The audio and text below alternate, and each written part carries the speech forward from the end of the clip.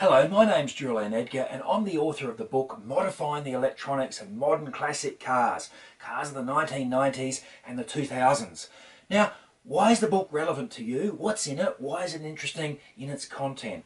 Well, firstly, if you own a car of that era, you're really lucky because there is so much that electronically you can change to that car.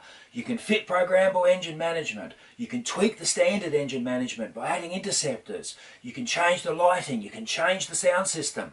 And of course, in more modern cars, current cars, doing all of those things can be really, really difficult. Change the engine management and the dashboard stops working. Put in a new sound system and suddenly another convenience item no longer works. But in the cars we're talking about, they're simpler electronically, and that opens up some fantastic opportunities for you to make changes, for you to modify what it is you want the car to do. Let's start off by talking about interceptors.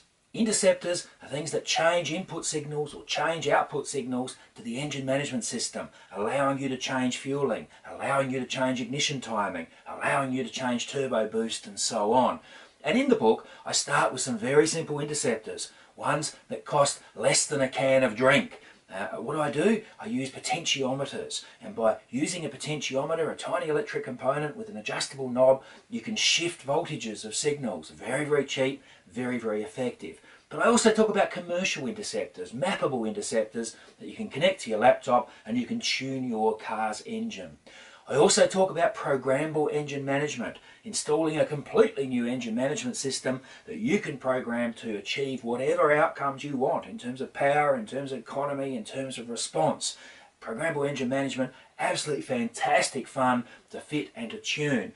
I also cover other car systems.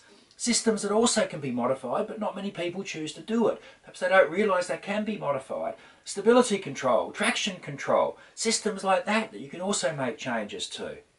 Also in the book, a whole chapter on modifying sound systems and a real focus on installing speaker systems that work well, because that's where you can make the biggest improvement to a factory sound system from the era that we're talking about. And of course, I also talk about upgrading the head unit, navigation and so on. A chapter on lighting.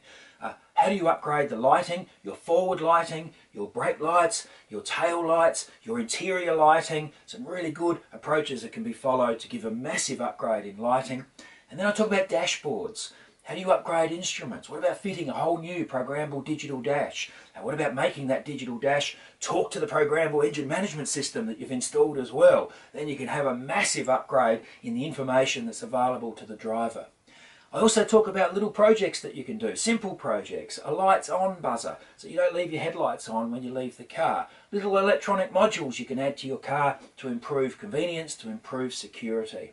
Now, I've done everything that's in the book. All the examples are things that I've actually done on my cars and I know that work. I've installed programmable engine management, I've installed a digital dash, I've used those little potentiometer-based interceptors to shift signals. And I've done it for a long, long time. I've done it from everything from changing the torque split on an R32 Skyline GTR to changing the fueling on a tiny 660cc Daihatsu, right through to changing the power steering weight on one of my V8 Lexuses. So it's all stuff that's based on real-world experience. It's proven approaches, so it's not just written from a theoretical construct. It's actually written from a practical application from someone who's actually done it. There's plenty in the book. If you're starting though without a background in electronics or of any sort, I suggest you read the companion volume to it, Car Electrical and Electronic Systems, also published by Veloce and written by me, and that'll give you sufficient background to immediately be able to adopt the techniques that are described in this book. If you're already familiar with how to use a multimeter, if you're already familiar with car wiring, you probably don't need that background, you can just jump straight in. A lot of the projects are really very simple, one or two components, but those components can achieve fantastic outcomes in terms of making changes to the car. So look, if you've got a budget which is only the equivalent of one can of drink, right through to a budget which might be half the cost of your car, then there's stuff in the book that you can apply. The book is called Modifying the Electronics of Modern Classic Cars. It's a book I think unlike anything on the market. I've never seen a book aimed at such a practical level for people making electronic modifications to their cars, and I hope that you enjoy it. Thank you.